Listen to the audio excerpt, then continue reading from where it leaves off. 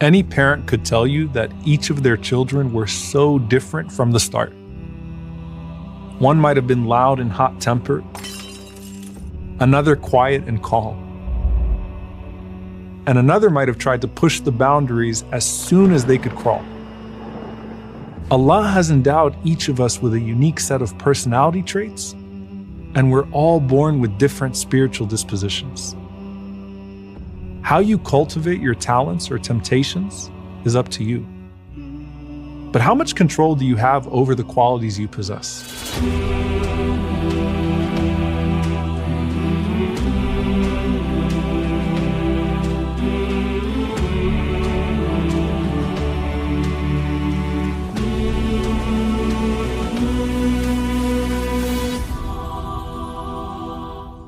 كل يعمل على شاكلته. Everyone acts according to their nature. Everyone is born with the nature Allah created them upon. And as they grow, their personality is shaped and molded by the people around them and the experiences that they're going to have. So, for example, what was it like the first time you went into the masjid? And how did all those people receive you? Were you met with smiles and warmth, or were you publicly scolded for being disruptive? These early experiences are going to dictate how comfortable you feel in large crowds. And more importantly, how comfortable you feel in the masjid. How was the prayer introduced to you? Was it introduced to you as a burden or a blessing? Did your parents teach you why you pray and then positively affirm you after you prayed? Or did you feel like it was forced on you with no explanation and then you were just disciplined if you failed? In many cases, your parents are the first window into the reality of Islam in all of its aspects.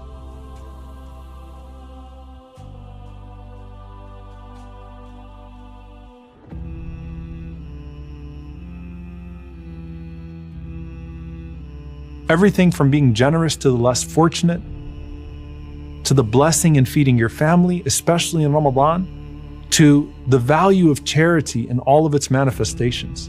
Abdullah ibn Umar radiallahu ta'ala anhuma would not have a meal at his home without an orphan at the table. And he said that was directly tied to what he learned from his father about the importance of feeding the orphans. But some things are not influenced by anyone, and you just find yourself naturally drawn to them. Some children are extroverts and they thrive in large groups. And some children grow up introverted, enjoying their own inner world with their idea of fun being engrossed in a book, but hopefully not social media apps. Some kids can find discipline and responsibility to be hard. Other kids grow up being responsible and independent for their age. Some kids hate doing chores. Other kids love the idea of being helpful to their family. But it's not only the positive things that get imprinted onto us.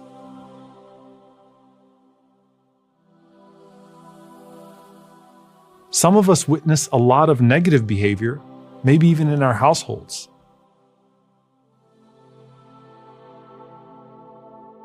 As a child, seeing your parents argue can shake your world, and you can end up internalizing the way that they dealt with their emotions.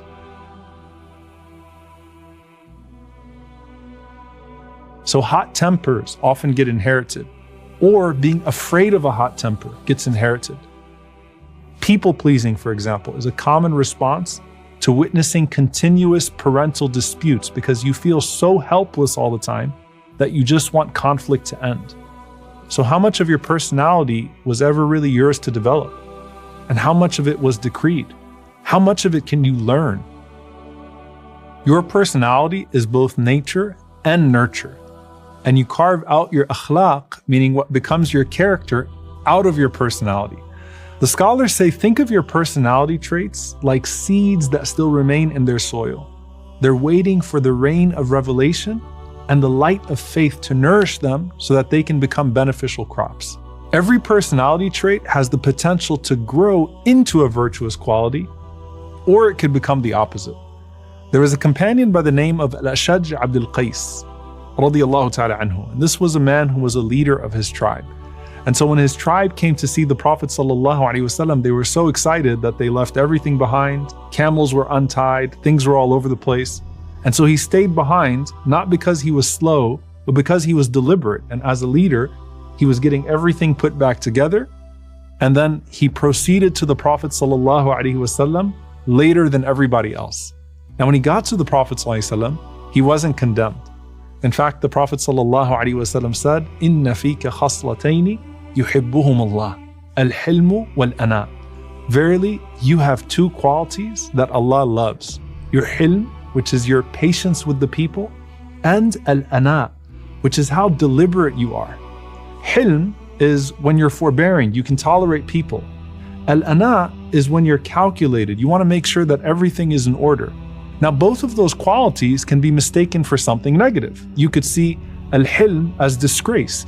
You could see al-ana, which is being very deliberate, as being slow and having a lot of self-doubt. But they're not. And in another narration, the Prophet ﷺ said to him, al-hilmu wal-haya. It's your forbearance and your shyness. Shyness can be mistaken for weakness, but it's not. So now he's all happy and he says to the Prophet ﷺ, Ya Rasulullah, did I acquire these traits? Or did Allah create these traits within me? The Prophet ﷺ said, rather Allah put them in you, meaning you were born with these traits. And he responded and said, Alhamdulillah alladhi jabalani ala khuluqayni ahabbahumullah. All praises be to Allah who shaped me with two qualities that He loves. So they're God-given traits because they start as seeds when you're born, created by Allah, and then Allah guides the individuals to draw out the potential from their unique personalities. Now, forbearance, patience, and modesty are made easy if a person is naturally introverted. So the seed of introversion can give these fruits through the guidance of Allah subhanahu wa ta'ala with your striving. But even if these qualities come harder to you, they can still be acquired. That's why Allah subhanahu wa ta'ala says, وَالَّذِينَ جَاهَدُوا فِينَا لَنَهْدِيَنَّهُمْ سُبُلَنَا. Those who strive in our path, we will guide them to our ways. And that's why the Prophet ﷺ said, إِنَّمَا الْعِلْمُ بِالتَّعَلُّمِ وَإِنَّمَا الْحِلْمُ بِالتَّحَلُّمِ. Knowledge is through seeking knowledge, and likewise, forbearance is through practicing forbearance. How many people have you seen unlearn a bad temper? It's difficult, but the Prophet ﷺ says it is possible. And if you could learn forbearance and unlearn a bad temper, you can learn any good quality and unlearn any bad quality. And the reward is simply going to be greater for you because you had to strive harder to get to that station. حسن الأعمال نتائج حسن الأحوال وحسن الأحوال من التحقق في مقامات الإنزال. Good deeds are the results of good states, and good states arise from the stations wherein those who have spiritual realizations abide. You cultivate your potential by undoing even the worst of qualities and turning them into good ones. Instead of arrogance, you convert strength into courage. You put your eloquence into being a voice of truth instead of falsehood. The same things that made some of the Sahaba horrible enemies of Islam made them the greatest forebearers of Islam once they became Muslim and governed their traits with taqwa. The Prophet ﷺ said, people are like precious stones. The best of you in Jahiliyyah are the best of you in Islam if you have understanding and faith. And just like how it's sunnah to eat from what's closest to you, we run to Allah with the qualities that are closest to our personalities. And then just as we eventually move away further in the plate, we start to expand our personalities to focus on gaining those qualities that might not be easy, but they are beloved to Allah subhanahu wa ta'ala. And so they've become beloved to us. We become inspired by our friends and our families to expand our personalities, to try new things, to build new strengths and new talents. And when we have conversations and share moments together, we learn more about each other and expand our horizon. And while personality is the driving force behind your journey to Allah, it isn't the only factor that determines your life path. Your health and your illness and your physical abilities or your disabilities might just push you in directions you didn't expect. Shura to Islamic Da'wah for all international lectures.